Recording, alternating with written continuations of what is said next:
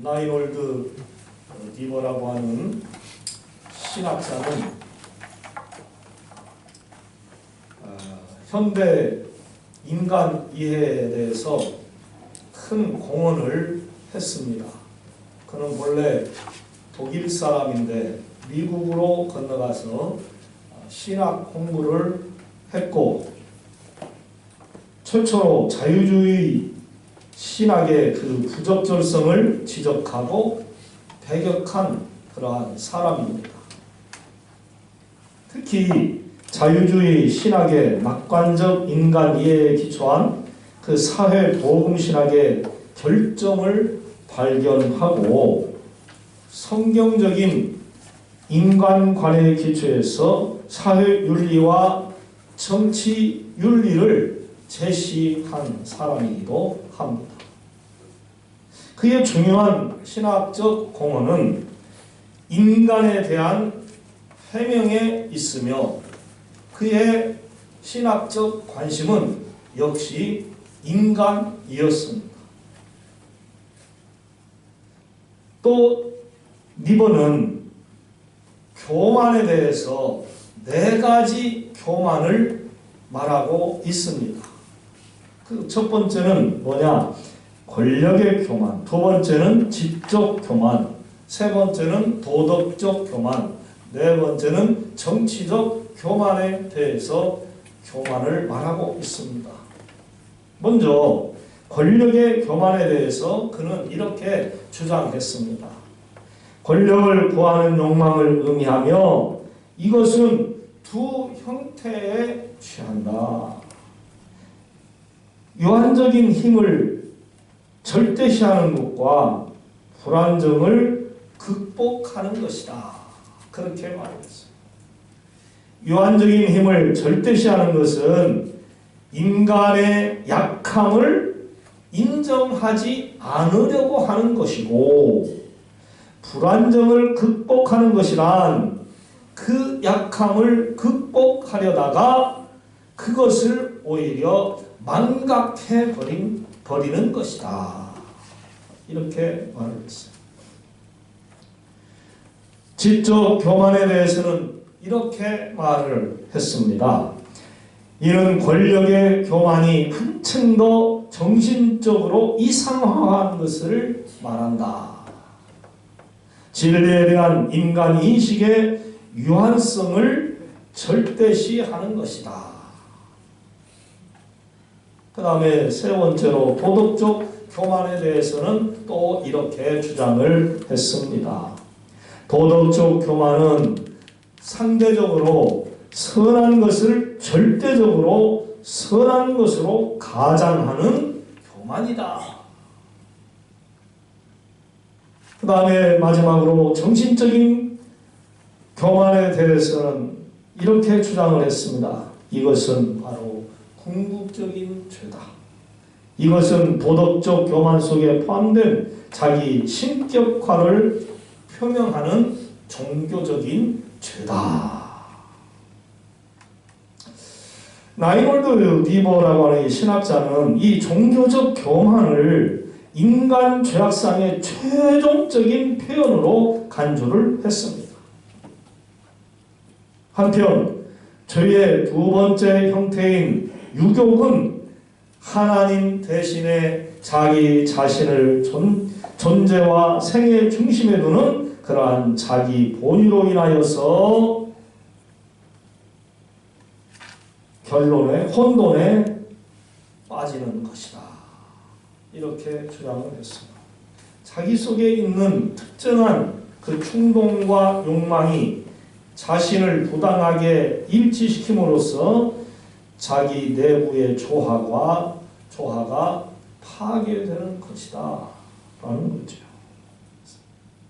인간의 색정, 또 포식, 또 음주가 그렇다는 것이었어요. 그러나 니버는 헬레니즘적인 죄와 같이 죄를 기본적으로 유욕과 동일시하지는 않았습니다. 오히려 그는 사울과 또한 성 어거스틴의 그러한 전통을 따라서 하나님에 대한 반역이 바로 사람이 죄를 짓는 무서운 죄다. 그렇게 주장을 했어요. 물론 간음하고 술 마시고 방탕하고 거짓하고 살인하고 남의 걸 취하고 하는 이러한 모든 것들도 죄가 되나 더 큰 죄는 여호와 하나님을 믿지 않는 것이다. 하나님을 알지 못하는 것이 더욱 큰 죄가 된다라고 주장을 한 것이죠. 지금까지 저와 여러분들이 이 라인홀드 리버라고 하는 신학자의 사상을 잠깐 주고받았습니다. 우리는 라인홀드 리버의 이런 주장을 어떻게 알아들었는지 받아들였는지 궁금합니다. 여러분 잠깐 들어서는 모르겠죠. 아유 뭐라고 했는지 모르겠네요. 애매모호합니다. 그분에 대해서 좀 공부 좀 해볼 필요가 있겠네요. 공부 좀 해볼까? 라는 그러한 생각도 잠시 여러분들이 해보셨는지 모르겠습니다. 우리에 맞는 긴 핸드폰을 가지고 라인홀드 리버를 딱 치면 그분에 대해서 어떠한 사람인가 알 수가 있습니다. 물론 다는 알 수가 없지만 일부분은 충분히 알 수가 있습니다. 하지만 그럴 시간이 있으시면 성경을 더 읽으시기 바랍니다. 아멘. 성경의 주체가 되시는 예수 그리스도를 보시고 그분의 가르침을 따라야 하는 게 바로 우리 성도들이라는 것이죠. 아까도 잠시 말씀드렸지만은 라인홀드 리버 신학자는 죄에 대해서 역시 사도 바울과 성 어거스틴이라고 하는 그러한 훌륭한 사람들의 하나님의 법에 기준하여서 죄가 무엇인가를 지적하고 인간들이 자유롭게 자기 마음대로 인생을 살아서는 아니 된다고 교훈을 남겨준 그러한 사람이었다는 것이죠. 예수님은 고향에서 사람들에게 환대를 받지 못하셨습니다. 이번에는 바리새인들과 서기관들에게 이제 질책을 당하시는 것을 볼 수가 있습니다. 그 이유는 예수님의 제자들이 손을 씻지 않고 떡을 먹었기 때문에 그렇다는 것이었어요. 저들이 볼 때에 예수님의 제자들이 손을 씻지 않고 그 더러운 손으로 떡을 먹는 것을 보고 예수님을 찾아와서 말합니다. 왜 당신과 당신의 제자들은 손을 씻지 않고 떡을 먹습니까? 우리들의 장로들의 전통을 따라서 우리는 손을 씻고 먹습니다. 시장에 갔다 와서 물을 뿌리지 않고서는 먹지 않습니다. 반드시 물을 뿌리고 씻습니다.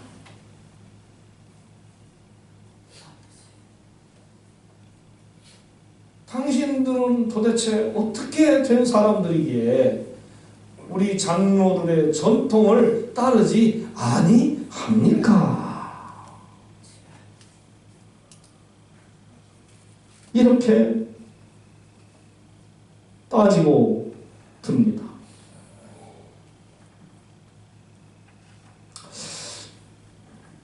손과 발 잘 씻어야지요. 코로나 전염병도 손을 깨끗이 씻지 아니하는 사람들이 더 많이 걸린다. 그렇게 알려줬죠. 이번에 온 세계로 확산됐지만은 또 이스라엘 사람들에게는 그렇게 크게 큰 피해가 있었다 없었다 그런 말이 별로 없었던 것 같아요. 본래 이스라엘 사람들은 그런 걸 잘 하니까. 그러나 어느 나라든 손과 발을 씻어야 한다 하는 법은 없는 겁니다. 네. 여러분 혹시 우리 대한민국 헌법에 몇 조에 손과 발을 씻어야 한다.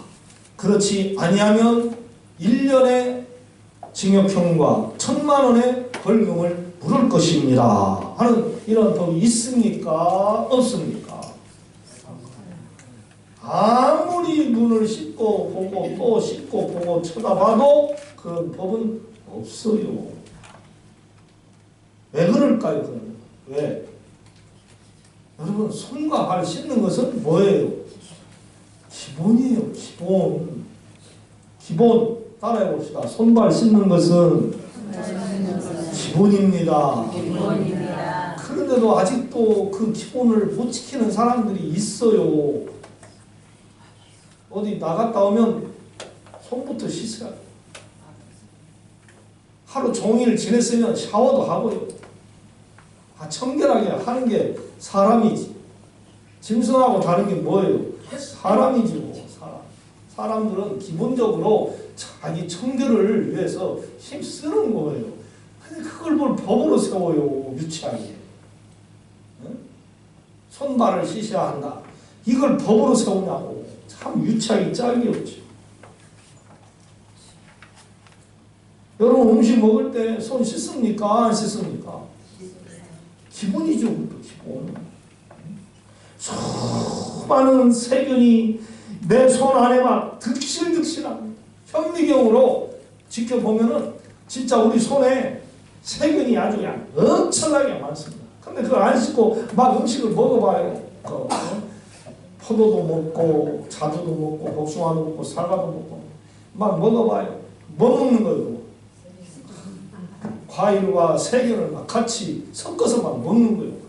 그러니까 병에 걸릴 확률이 높아진다는 것이죠. 그 손으로 또 사랑하는 사람이 손을 잡아요. 아유 더러운 손으로 어떻게 손 잡으려고 그래. 또 그 손으로 또 사랑하는 각시 얼굴을 막 이렇게 막 쓰다듬기도 하고 이쁘다고 막 쓰다듬고 에이 징그러 더러워 그 손 치워. 부인들도 그러죠. 그럴만 하잖아. 그 더러운 손을 어딜 만지려고 해. 깨끗이 씻고 향수도 뿌리고 그래야지. 아유 진짜 어떻게 손 안 씻고 음식을 먹고 손 안 씻고 그런 행동을 하려고 해요. 더럽죠. 더러워. 사랑하는 성도 여러분 손 잘 씻으시기 바랍니다. 아멘. 세상에 이런 말을 하는 제가 웃음이 나옵니다. 너무 웃기잖아요. 바리새인들과 서기관들로부터 그 말을 들으신 우리 예수님께서 뭐라고 대답을 하셨습니까? 한번 여러분 잘 들어보시기를 바랍니다. 아멘. 이르시되 이사야가 너희 멸시가는 자에 대하여 잘 예언하였도다. 기록하였으되 이 백성이 입술로는 나를 공경하되 마음으로는 내게서 멀도다. 사람의 계명으로 교훈을 삼아 가르치니 나를 헛되이 경배하는 터다. 너희가 하나님의 계명은 버리고 사람의 전통을 지키느니라. 또 이르시되 너희가 너희 전통을 지키려고 하나님의 계명은 잘도 버리느니라. 이렇게 대답을 해 주셨어요. 장로들의 사람들의 전통을 나 여호와 하나님의 계명보다도 더 중요하게 여기는구나. 이렇게 법을 중요히 여기고 지켜야 하는가를 깨닫게 살게 해 주셨습니다. 사람도 중요하지만 하나님이 더 중요한 것을 말씀해 주신 것이죠. 아멘. 여러분, 사람들이 얼마나 악한 줄 아시지요? 너무 더럽고 추하고 악하고 무서운 존재가 바로 사람입니다. 산속에서요, 호랑이를 만날까, 곰을 만날까, 사자를 만날까, 무서운 맹수를 만날까, 이것도 두려운 게 있지만 혼자 홀로 됐을 때에 그보다 더 무서운 것이 뭐냐 물어보면요, 사람이라고 해요. 사람. 그만큼 사람이 힘있고 무서운 존재라는 것이죠. 천사 같은 얼굴로 사람을 속입니다. 갈취하고 폭력을 행사하고 살인을 저지릅니다. 법관이라고 죄 안 짓고 삽니까? 그 법을 만든 사람도 자기가 만든 법을 어깁니다. 변호사, 교수, 목사, 의사, 판사, 장관, 선생님, 그 누구든지 다 죄를 짓고 삽니다. 제가 영화 제목이 갑자기 생각은 안 나는데, 배우 남은희 씨가 교도소에서 쥐자로 이렇게 나와요. 여러분 감이 옵니까? 쥐자가 돼가지고 재소자들에게 노래를 가르쳐서 합창을 해요. 합창을 하면서 막 한쪽에서는 막 춤을 추고 난리가 나요. 그런데 그 앞에 교도소장을 비롯해서 점잖은 교도관들이, 지도자라고 하는 사람들이, 관리한다는 사람들이 쫙 앉아있어요. 근데 막 그 여자들이 노래 부르죠, 춤추죠. 막 그러니까 박수는 치고 노래도 부르기도 입으로 따싹따싹 이렇게 하는데, 누구든지 한 사람이 화끈하게 나서서 같이 막 멋있게 어우러지는 노래를 부르거나 춤을 추지는 않더라고요. 제가 그걸 딱 보면서 어울리기가 쉽지 않지. 이 사람들은 죄수고, 저 사람들은 죄수를 잘 관리하는 사람들이고, 어떻게 보면 죄인이고 의인과 같이 딱 구별이 되는 사람들이 어떻게 하나가 돼가지고 어우러지겠냐 이 말이에요. 제가 그 죄수, 여자 죄수들을 보면서 아유, 저 나쁜 것들 사람을 막 해치고 죽이고 거짓말하고 나쁜 짓 하고 죄 졌으니까 교도소 왔을 거 아니야? 아이고 저 더러운 것들이, 저 나쁜 것들이 무슨 뭐 잘났다고 막 노래를 부르고 춤을 추고 저렇게 난리야. 무슨 밥은 밥 먹어. 교도소 밥 국민이 내는 세금 갖고 저런 사람들 뭐 밥 주고 그래. 그러다가 딱 이쪽 세계를 봤어요. 교도소 안에 있는 죄수들만 본 게 아니라 밖에 있는 우리들, 우리 세상 사람들과 그 교도관들을 이렇게 보게 된 거예요. 그러면 너희들은 나는 죄 안 졌냐? 아유,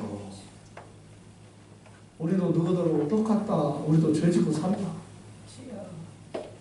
그러면서 이 세상의 모든 사람들이 진짜 전부 다 죄인이다 라고 생각하니까 사는 것이 전부 다 몸판같이 보인다? 개판같이 보인다. 이 세상 사람들이 사는 거 보니까 전부 다 죄인들이 이렇게 그냥 사는구나. 아멘. 죄인들이 이렇게 사는구나.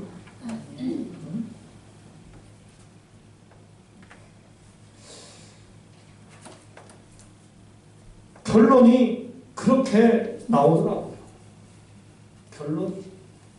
저 사람들은 죄를 짓고 걸려들어서 감옥에 있고, 안 걸려들어서 그냥 밖에서 자유롭게 사는 사람들이 있고, 그렇지 뭐 얼마나 의인이야. 다 죄인이지. 사랑하는 성도 여러분, 하나님의 계명을 잘 지키며 살아가시기를 바랍니다. 할렐루야. 사람들이 만들어 놓은 전통들은 그 누가 지켜라, 지키지 마라 해서 하는 게 아니에요. 우리 스스로가 알아서 지키는 거예요. 쉬워요. 그러나 하나님의 법은, 계명은 지키기가 매우 어렵습니다. 그러니까 10계명조차도 우리가 다 온전히 못 지키고 살아가지 않습니까? 네? 주일조차도 온전히 못 지켜요. 나는 목사님 1년에 52주 동안 주일날은 한 번도 안 빠지고 교회에 나와서 예배를 드립니다. 그런 분 계실 거예요. 훌륭합니다. 그런데 그 주일을 온전히 못 지키는 성도님들도 많이 있어요.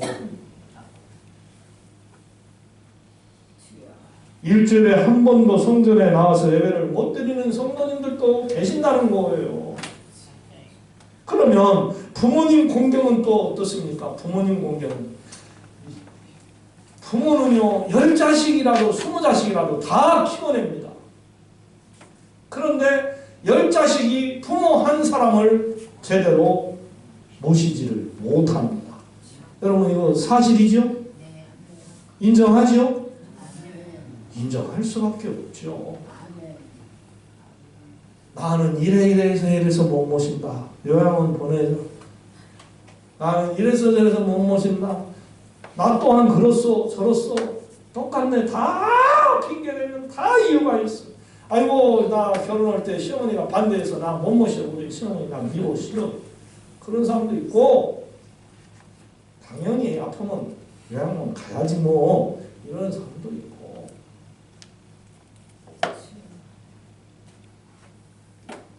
10명의 자식이 엄마 하나를, 아빠 한 분을 집에다가 못 모시고 요양원에 가면, 여러분 요양원에 가면 뭐 한다고요? 그때부터? 예? 죽으러 간다. 예, 답이에요. 거기서 죽어요. 그 속에서 좋아져 갖고 나오는 사람은 거의 없대요. 나 최근에 한 명 들었어요. 우리 사득근 권사님 남편이셨던 거. 예? 나왔다고 그랬잖아요. 그건 드문 일이에요. 탈출인 거예요. 탈출. 사랑하는 각시와 함께 한 집에서 살다가 가셨으니 얼마나 좋아. 할렐루야. 죽으러 들어가는 거예요. 죽으러. 저도 그래서 제가 지난번에 한번 설교할 때 얘기한 것 같습니다. 저는 요양원에 안 들어가고 싶습니다. 우리 아이들 들으라고. 나는 요양원에 안 들어가고 싶습니다.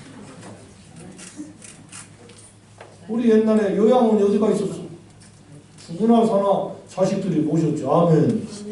그래? 요양원 어디 갔어? 요양원. 서울에 살던 분들, 서울에 요양원 있었어요? 여러분 초등학교 다닐 때? 없었잖아요. 뭐 좋지도 않는 요양원이 생겨가지고 전부 다 그냥 요양원에 가야 되는데 거기가 유치원인가 봐. 죽는 유치원. 10자식이 부모 한 분을 공경을 하지 못해. 부모들은 아마 저뿐만 아니라 요양원에 가고 싶은 사람 하나도 없을 거예요. 죽을 때까지 내 사랑하는 자식들과 함께하고 싶지. 슬퍼요. 그런 거 생각해요. 부모님 모실 수 있으면 크게 모시기를 바랍니다. 아멘. 자신이 없는 거 안 했어도. 제가 자유공원에 가면은 매일 보는 사람이 있어요. 그 약간 지적 장애인 그 아들을 갖다가 엄마 아빠가 데리고 매일 산책을 해요. 매일. 그 다리가 성성하니까 같이 걸어다니니까 그나마 보기가 좋더라고요. 못 걸어다니는 사람들에 비하면. 그런데 정신적으로 장애가 있는 아이이기 때문에 그 아이가 결혼을 합니까? 혼자 앞으로 살아갑니까? 참 난감한 그런 아들 아닙니까? 그런데도 부모는 그 자식을 끔찍이도 아끼고 관리를 하더라는 것이죠. 이게 부모예요. 그러면 품앗이지. 나중에 자식들이 부모를 잘 모셔야죠.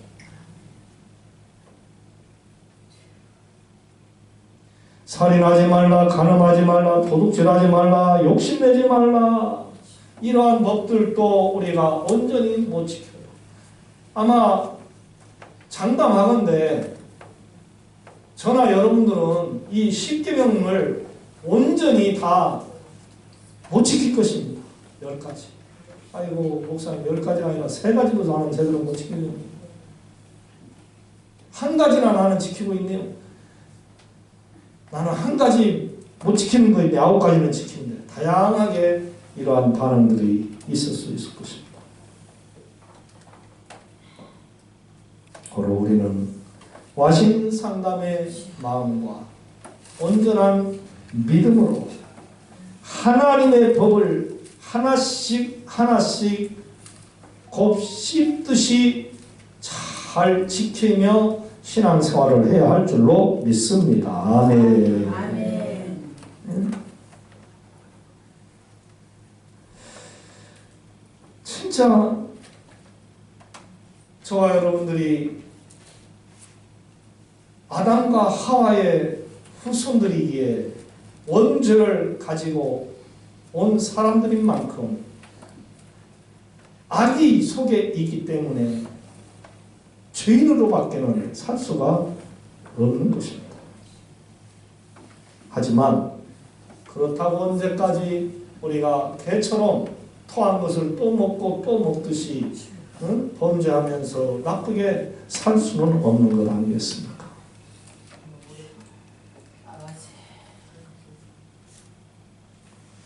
어떻게 보면은 참 내가 목사고 장로고 권사고 집사인데 하나님을 믿는 믿음의 사람인데 왜 내가 세상 사람들하고 똑같은가? 별로 구별이 되지 않는가? 라고 느껴질 때는 참 나 자신이 한심스러운 사람이구나 하는 생각이 들 때도 있을 거예요. 사랑하는 여러분, 잘 믿음으로 이겨내십시다. 할렐루야. 죄악된 마음을 믿음으로 버리고 성경 말씀을 가까이 하고 기도로 힘을 내고 찬양으로 우리의 몸과 마음을 정결케 하고 하나님께 예배하는 가운데에 저와 여러분이 거듭나는 그러한 성도가 될 수 있기를 소망합니다. 하나님께 예배 잘 드려야 됩니다. 항상 주의 성전에 머무르기를 힘쓰시고요. 매사를 하나님 중심으로만 살아가시면 지금보다도 훨씬 더 좋은 성도가 될 수 있으리라고 저는 확실히 믿습니다. 원하옵기는 이번 주도 우리 모두 하나님의 법 테두리 안에서 평안하게 순결하게 잘 사시는 성도들이 될 수 있기를 주님의 이름으로 부탁드립니다. 아멘. 하나님,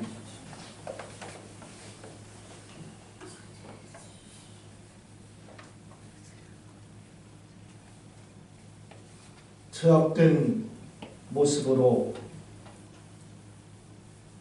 하루하루를 사는 저희들입니다. 누가 죄가 없냐고 묻는다고 한다면 우리 가운데 한 사람도 나는 죄가 하나도 없는 사람입니다 라고 자신 있게 말할 수 없는 그러한 사람들입니다. 그럴 때에 인간의 한계를 느끼고 믿음의 한계를 느끼면서 나 자신이 부끄럽고 창피하고 감히 얼굴을 들 수가 없는 그러한 모습을 취할 수밖에 없는 우리들입니다. 오천이고. 하지만 저희들이 앞으로 세상을 살아가면서 한 번이라도 더 죄짓지 않게 하여 주옵소서. 한 번이라도 하나님께 더 영광스러운 예배를 드리게 하여 주시옵소서. 수요밤 성전에 나와 예배드리는 종들이 되게 하여 주시고 정해진 예배 시간에 적극적으로 참여하여서 예배하는 자들이 되게 하여 주시옵소서. 주의 성전과 가까이 하는 자들이 되기를 원합니다. 그러기를 결심하는 우리 성도님들 꼭 그렇게 실천하기를 간절히 원하옵고 우리 구주 예수님의 이름으로 기도하옵나이다. 아멘.